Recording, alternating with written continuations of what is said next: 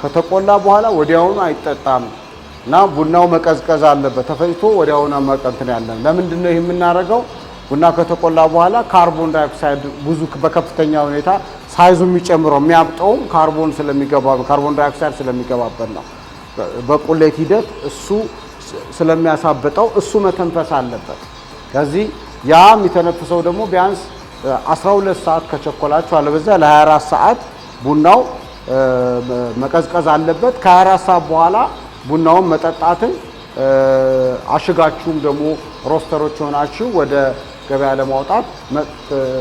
ከዚህ ከ24 ሰዓት በኋላ ፓክ አርጋችሁ መሄድ ትችላላችሁ ለመጠጣትም ቢሆን ከ24 ሰዓት በኋላ ብትፈጩት የተሻለው ለምን ካርቦን ዳይኦክሳይዱ ከወጣለ በኋላ ቡናው ቃና ወይንም ፍሌቨሩ ኢምፕሩቭ ያደርጋል ነው የሚለው ሳይንሱና